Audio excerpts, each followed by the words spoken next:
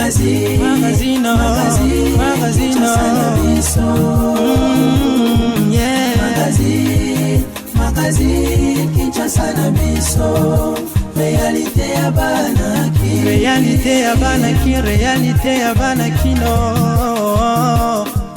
mercredi pe meilleur vient na magazine Kinshasa na fizo le matin pour informer bino. Pe ko la kisabino ba voir réalité ya vie à Kinshasa. Tout fond l'édition mercredi à l'élément politique. Bureau d'âge esengi 12 billions de dollars pour la session extraordinaire pe élection ya bureau définitif et assemblée nationale. Ezali ko circuler dans les médias depuis le jeudi 7 janvier 2020 document moko authentique o ezali signé na président ya bureau d'âge o ezali ko sollicité auprès ya ministre des finances budget pour la session extraordinaire. Document yango ezali ko renseigner montant global ya 12 millions de dollars pour la session yango. Pour na misusu président ya bureau d'âge alekisi na ba chiffre nzoka ezali lokuta ndenge moko ya ba membre proche ya bureau d'âge azali ko rétorquer awa azalaki contacter na bandeko na biso ya rédaction ya Actu 30.cd et sika wapi alobi boye bureau ya mboso inventé eloko te po chiffre wana nde ezalaka décaissé à chaque session extraordinaire.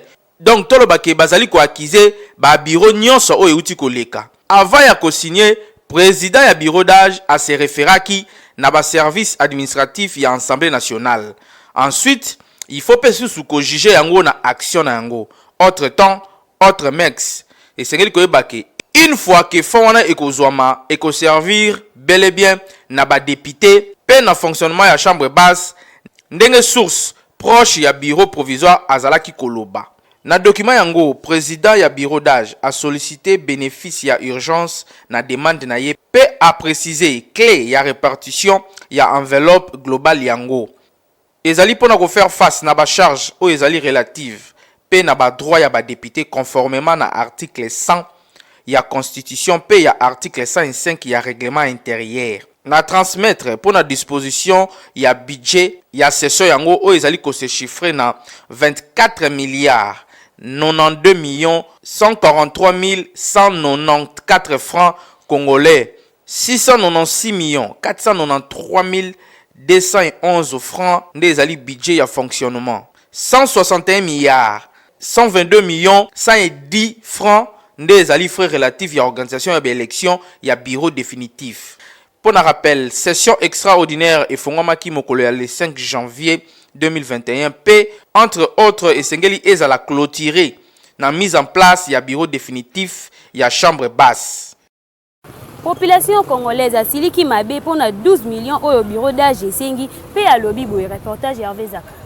Ndenge nini tozana tango ya pasi coronavirus ezana kati ya mboka tout le monde doit souffrir bango bagene ko bimisebele ya mbongo bongo mama na ngai journaliste. Donc pour na ngai na koloba boye en tant que patriote congolaise na koloba pour na bango basala calcul ezomona na malamu keno soki ekoki pour na mbongo bana ngo posa basala élection on a vraiment babimisi basala élection pour toi na posa mboka avancer pour mboka ezana kati ya blocage ya makasi mama journaliste. Na koyebisa na gouvernement boye mboka eza bloqué makasi basala mbangu parce que peuple congolais amona moya ko se retrouver soki mbongo eleki mingi ba dimne yango ba yoka pe peuple congolais soki a déclaré alobi que non mbongo wana eleki ebele ba dimne yango soki ba moni que non ekoki na montao ba koki basala élection basala makasi parce que mboka bimana libulu tana mboka ndetu tozo souffrir 12 millions wana ba usana ngo nini bakende kaka na élection ba sali vote na bango 12 millions wana bakopesa pe ba professeur bapesi banani basungi bango 12 millions bomba usana ngo nini basala élection ba dimina tambongo pa 12 millions eberi batu ba souffrir na mboko. D'abord avant mboka tambola il faut bureau assemblée salama ceux qui 12 millions na bomba 12 millions wana basala nde pressé mingi pour na mboka tambola bakitata montant bachata 3 millions ata 1 million pour na bango déjà baza député bana mbongo baba ko mbongo likolo mbongo lususu mama tala na makambo nde tambola mboko oui que mboko bana bato ba bomba ne ba député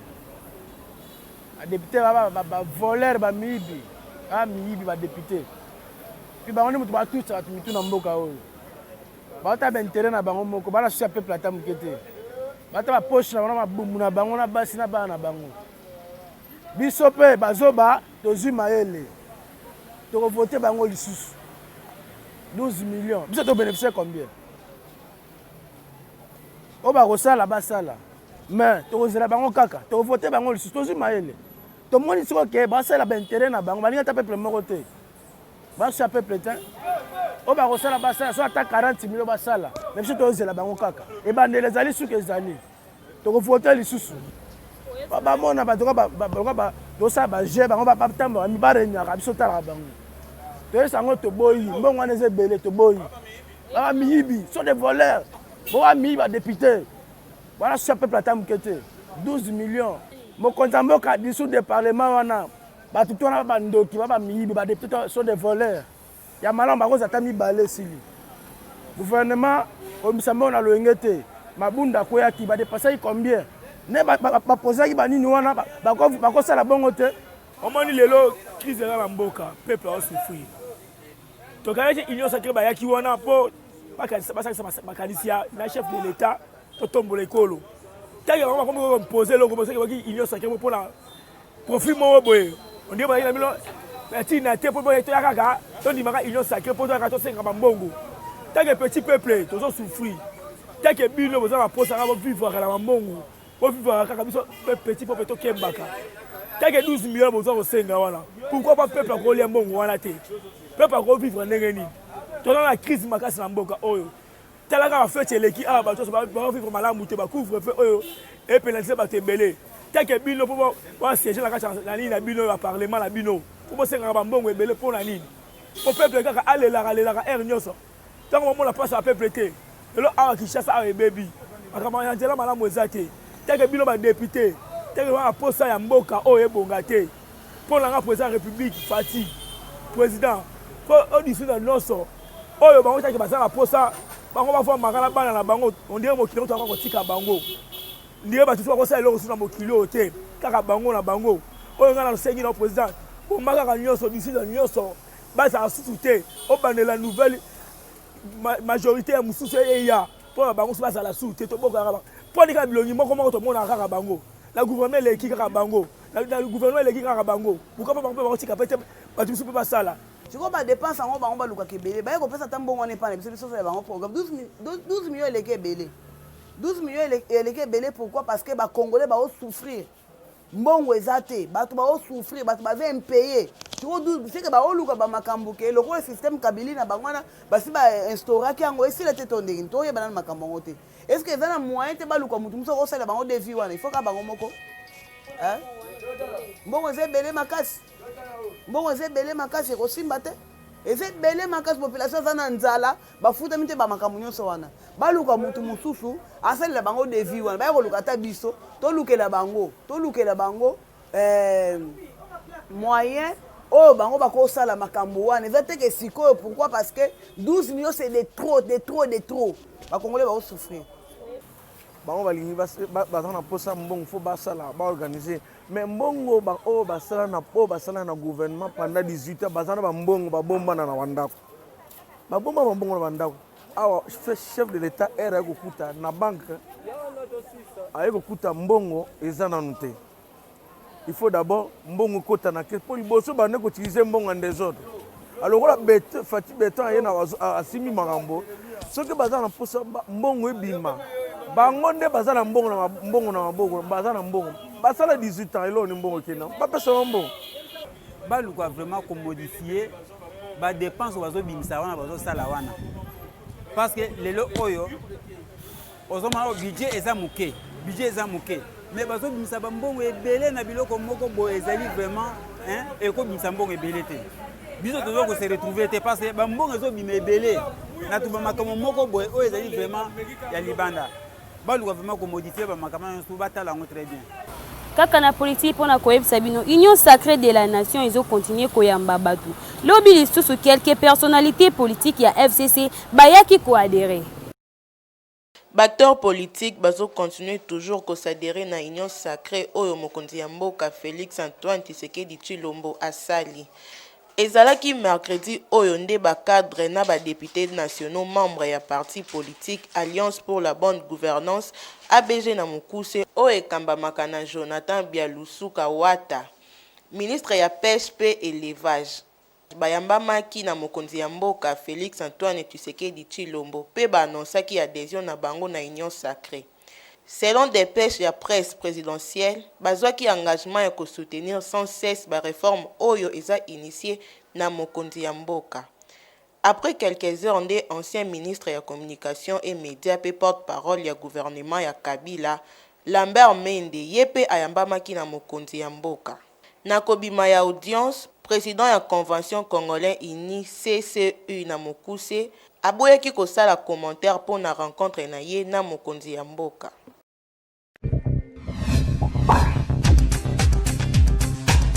Jimmy Mukindirekoch a fait des astuces pour atteindre l'objectif na bino ya 2021. Pe a profité qui ko présenter bave na balandi na nyonso ya chaîne Jimmy Mukindirekoch. Bolane très attentivement. Bonne année à vous tous. Juste deux astuces qui peuvent vous aider à bien évoluer en cette année 2021. C'est-à-dire cette année 2021 qui commence. Il est vrai que en 2020, il y avait beaucoup de contraintes liées qui n'ont peut-être pas permis à ce que vous puissiez évoluer dans votre business ou atteindre vos objectifs. Mais aujourd'hui, en 2021, il est possible, l'espoir est permis. Et aujourd'hui, je vais donner juste des astuces. Essaye d'écrire tes objectifs sur papier ou sur ton téléphone et prends ces objectifs en photo. Et cette photo, tu le mets sur fond de ton écran. Chaque matin que tu te réveilles, tu lis tes objectifs et tu travailles en fonction de ces objectifs. Et alors, chaque jour, chaque heure, quand tu travailles, petit à petit, ton travail doit t'amener à ce que tu puisses atteindre ces grands objectifs. Et les objectifs, les victoires des jours, les victoires de semaine, les victoires de mois et les victoires, je ne sais pas moi, de 6 mois peuvent vous amener à une victoire d'une année. Et c'est maintenant qu'il faut travailler pour que quand nous allons faire le bilan de l'année 2021, vous puissiez vous dire que j'ai atteint mes objectifs et j'ai réussi à ce que je faisais. Je vous souhaite toutes les bonnes chances. Passez une très bonne année 2021. C'était moi, Jimmy Mukendi, le coach, votre frère. Allez, à plus.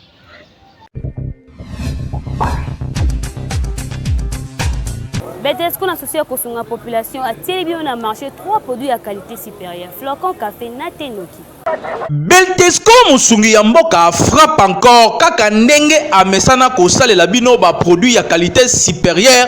Bientôt bozozwa 3 produits oyo na kombo ya Noki, c'est-à-dire mbangu rapide oyo peto loranki kongo swalu tunanga nini yango ndeko 3 en 1 flocon oyo ezali déjà na miliki pe sucre. Donc yo okotia kaka mai ya moto o mélanger au lieu ezana goût ya danger, ezana minéraux, protéines, calcium pe fibres alimentaires. Okanizi etili ten li sous 3 années ya café yepe aza déjà na café sucre pe crème saumon ya suka Noki 3 années oyo tobengaka na Kinshasa awa ti yepe lisusu ndenge moko déjà aza na te sucre pe crème. Okosala yango ndenge nini zwa explication. On déverser yango na tasse na yo café pe sachet na biso oyo eza sachet ya 20 grammes. On déverser yango pe na kati ya tasse na yo Noki flocon pe eza Noki flocon 3 en 1. Na 3 en 1 oyo tozo ba 3 en 1 eza nini? Na kati ya sachet oyo ya 90 grammes, toza na flocon, toza na miliki, pe toza na sukali. Donc yo musala na yo kosala juste ya kotanga notice na yo eza na kati wana, par le bique il faut qu'on mélanger sachet oyo ba biloko nyonso eza na kati ya sachet oyo na mai oyo eza kotoka ya 150 ml. Et puis obandi ko bouger mélange na yo wana pendant au moins 3 minutes. Si mélange nyonso ekokoma makasi et puis au lieu yango. En tout cas Betesco vraiment musungi ya mboka moko te na terrain Kinshasa et l'équipe partout.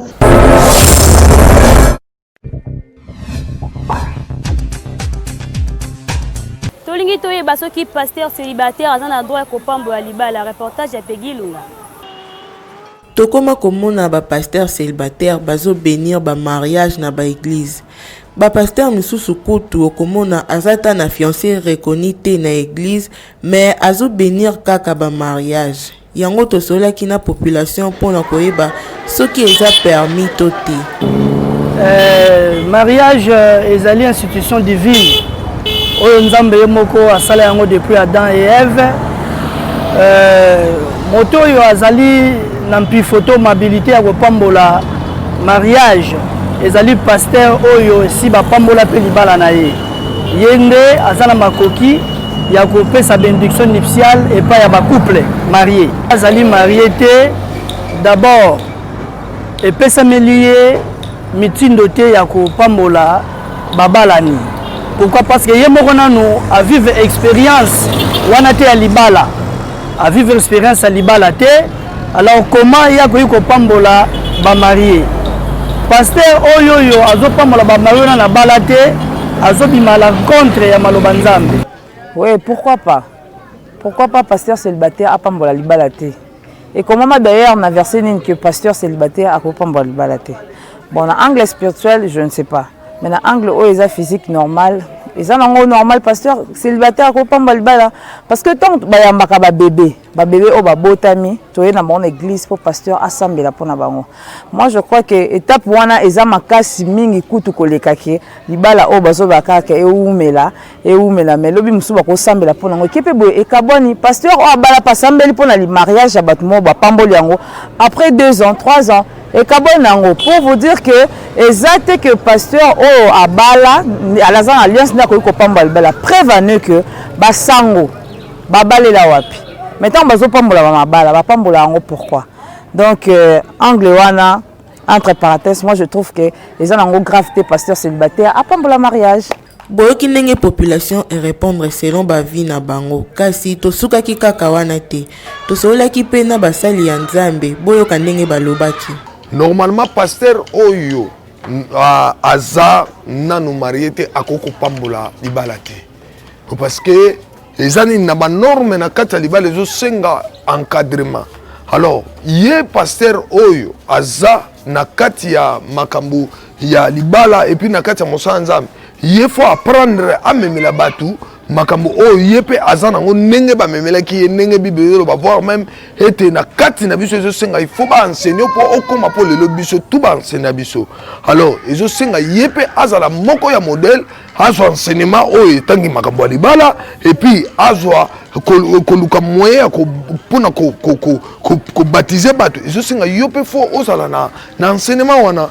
Donc pour ngai na kolobaka na mukuse na mingi teke passer oyo nanu je crois à balité à koko balisa kati ya makomi ninge ezolobela biso esengi na mutu oyo nanu a balité pour parce que aiba na kopambola libala kamsu yo ozomona ke fona pambola libala pour parce que non. Parce que on est en alliance. Ils sont les autres vivre taille grâce. Alors on a taille grâce et ça n'a pas commis comique et cinq moutonnions sont akende na kati alinima. Et le problème est qu'on comme là yo voire même na kati bana oh peut-être yo zui pour encadrer bango. Yo ce que bala quitter. Ou ko encadrer bango comment pour parce que kati na yo enseignement zate. Alors faut yo même la paix bango enseignement oh yo zui pour parce que on vend ça makamuna bango na kimia. Pasteur célibataire, pas mon mariage, nous répondons à volet boy. D'abord, sur le plan biblique, un homme de Dieu nous a apprécié priorité. Il y a cause à la n'a déclaré les pamboni et pas abattu oyo, pas pesamelier à Kambabango. Alors la circonstance en mariage. Je crois que c'est un thé qui est logiquement, il faut montrer pas pour le mariage à le fils qu'à marié. Non, je dirais non. Un célibataire, c'est célibataire, si le pasteur reconnu, ordonné, consacré, il peut bénir le mariage, comme bénir ton église, comme bénir bana opambola, bana quoi ton église, tout ça, ils ont permis. Mais des fois, l'homme chose sur le plan moral, cette société, mais et ça là que peut-être mon toit a marié a béni ba mariage. Mais je crois qu'il n'y a pas d'inconvénient là-dessus. Parce que mariage religieux, d'abord, la Bible est reconnaître en fait. Mariage religieux. Et ça, makambo, pour na ezala pe na ndenga mabete. esengeli koyeba que pasteur oyo aza nanu marié te eza bien te po abénir mariage parce que ye moko aza nanu na expérience ya libala te. To continuer journée na communiqué écologique oyo. Famille Pandu Mavambu bazali na sango ya mawa ya koyebisa na bino liwa ya mwana na bango sœur et maman Jose Pandu oyo akufaki mokolo ya mercredi 30 décembre 2020 suite ya maladie moko ya tango molai. Programme ya matanga ezali boye. Jeudi 7 janvier 2021 veillée mortuaire na lopango ya famille na quartier Kunda 1 numéro 11A na commune ya Matete. Vendredi 8 janvier 2021 levée du corps na morgue ya hôpital Saint-Joseph na commune ya Limete. Bakokende kokunda nzoto ya mama Jose Pandu Mavambu na cimetière ya Mingadi. Pona air matanga ezo salema na parcelle familiale na Matete. Communiqué oyo ekomela moto nyonso oyo ayebaki mama Jose Pandu Mavambu. Na cadre ya fête ya fin de l'année, magazine KNB a pesi opportunité na balandi na ye nyonso ba présenter ba vie na famille pe connaissance na bango. Je présenter ba vie na Jeanne Mouchia, petite sœur nanga, nazo souhaiter ba mère V na maman Alima, ma mère chérie. Nazo présenter ba mère V na maman Pauline Alianda, maison mère. Voilà kolo brancha ebende ko ya teta la ka yenda zo sala ngake nazala. Nazo souhaiter ba mère V na Christopher. Nazo souhaiter ba mère V na Séraphin Kabea. Nazo souhaiter ba mère V na Dadi Kuyo bana semek nanga na lele fort. Nazo souhaiter ba mère V nanga na Nelly Mombo petite sœur propre Muto ba Francine wana lela makambo likolo kwa. Na souhaiter ba mère V na Chlorane Sablier Alice Baba. Voilà. Mère V nanga na présentant na papa na ngai na maman na ngai Ariette na ba sœur na ngai en tout cas ma place bazali na tindeli ba ma mère V na ba. Donc na présenter na famille na ngai famille na ngai Lumbe Mapengele na présenter ma parents moi si na nga ba kasi la ba wana à l'hôpital na ozela mona kitoko donc mingi olobezate ba V na les meilleurs na pesa on a Nax boutique na Zando donc na FK Makambu na pesi bango pe na ba meilleur V na nga homme idéal Tati Bisentway na bombe chez le basilique na pesi ba monte ba meilleur V belé pena ba V na nga na présenter merci beaucoup na mon président papa Félix Tshisekedi na maman Denise Diakeru bonne fête na maman Kaswali au balana ya Congo nzambe pena sali grâce toza kitoko to fête kitoko mobulu to na mboka to sepela kutu ba couvre feu ba kulule sili to tamula bien mokonza mboka kasongo osa musa kitoko papa bana na suno yo kanga ngalo bonga yo bien na vivre kitoko à l'aise bonane en tout cas bonne année en tout cas bonne.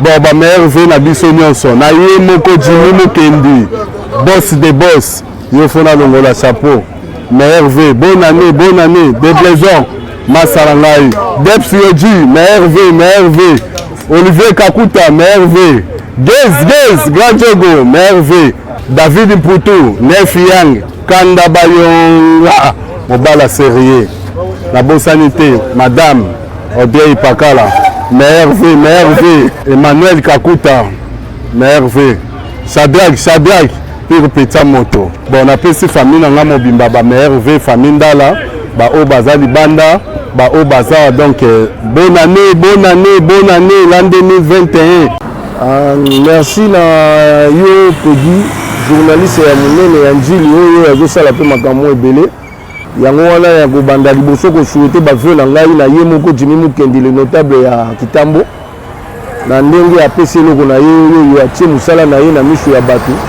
po emonana nzambe abakisela ye ya mingi alors étant que autochtone ya ville ya Kinshasa natif ya njili nazo présenter d'abord bavio na ngai na bandeko na ngai nyonso tout bachef coutumier banotable nyonso tout ya ville ya Kinshasa na bao bazala njili na ba chef coutumier nyonso tout oyo azali moko ya bino mpe notable na kati ya communauté teke umbu.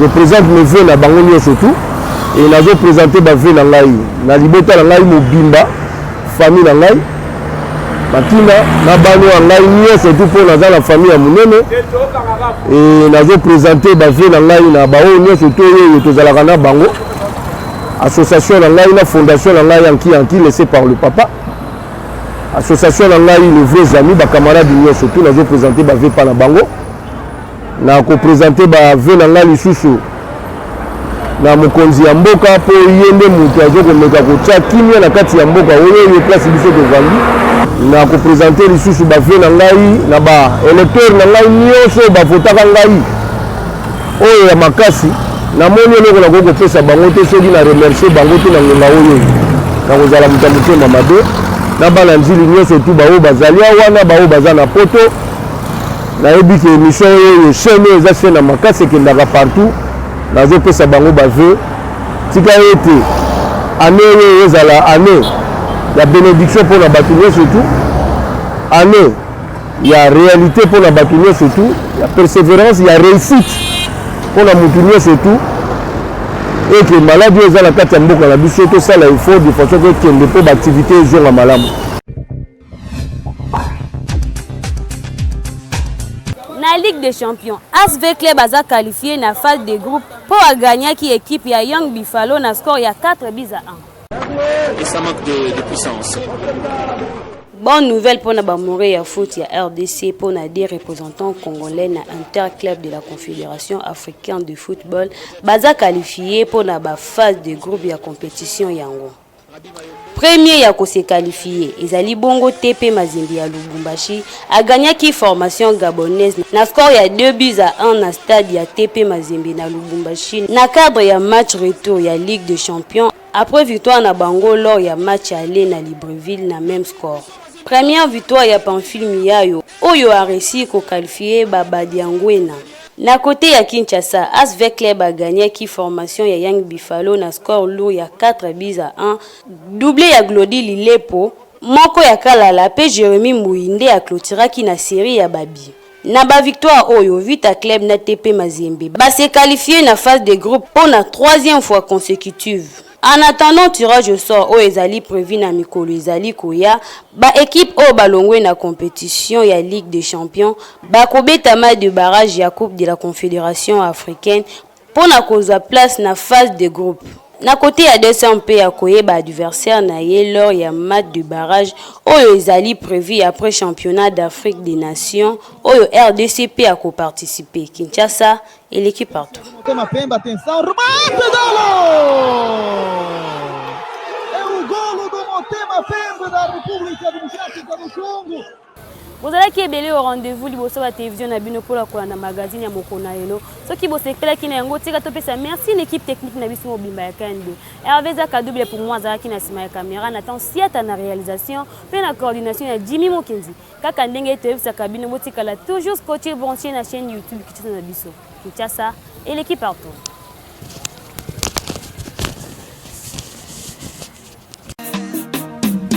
Magazine,